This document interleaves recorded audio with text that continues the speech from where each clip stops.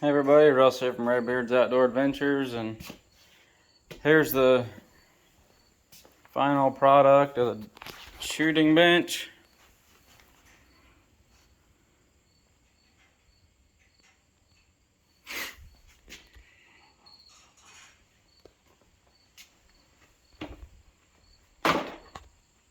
I really like how these turn out. I've built a few. It's don't even shake, wobble. I can pull it, but it don't move. It's solid as a brick shit house, I think they used to say. My mom used to say.